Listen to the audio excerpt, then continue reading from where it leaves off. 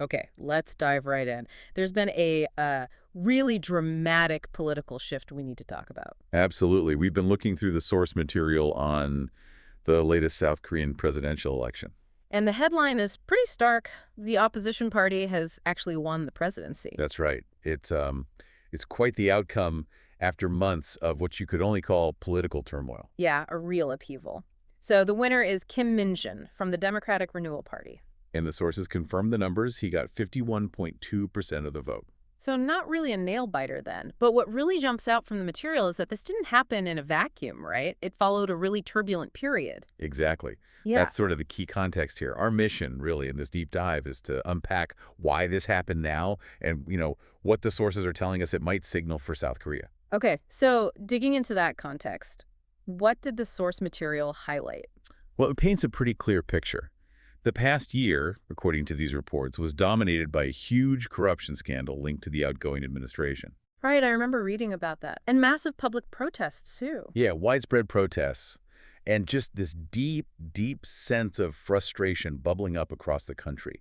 You really get a feel for that from the sources. Which makes sense when you look at Kim Min-jun. The material describes him as a former human rights lawyer. That's him.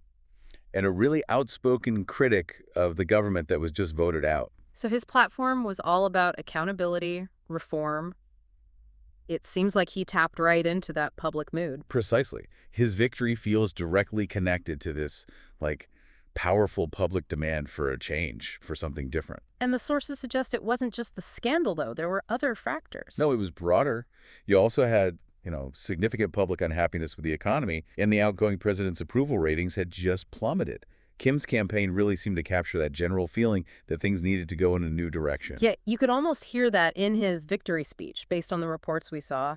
He apparently called it a victory for the people. hmm And he specifically pledged to restore trust in government, focus on the economy, that kind of thing. He also mentioned the chaos of the past year, didn't he? Saying it was a reminder about democracy. Yeah, like a reminder of its fragility, but also its power, which I think sets up the next big question the sources raise. Okay, he won, but what happens now? Right. Because a win is one thing, governing is another. And the material definitely points to some major challenges ahead for him. Huge challenges. The sources are pretty clear on that. He's got a lot on his plate, even before the inauguration later this month. And they get specific, don't they? I saw mentions of, first, the need to restore investor confidence. Apparently, it's been really shaken. Yes, shaken by all the political instability and the scandals. That's a big one economically. Okay, what else? Youth unemployment. That kept coming up. Persistently high youth unemployment. And one report made the point, it's not just an economic problem. It's like a major source of that frustration we were talking about. It's a social issue as much as an economic one, yeah. And then there's North Korea. Always a factor. Always. Navigating those tensions, which the sources suggest might be heightened right now, adds this whole other layer of complexity during a political transition.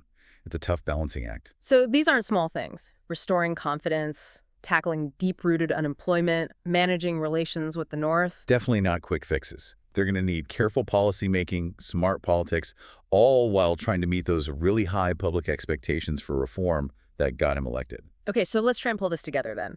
What this deep dive shows is Kim Min-jun's victory is, well, it's a really significant turning point for South Korea, isn't it? Absolutely.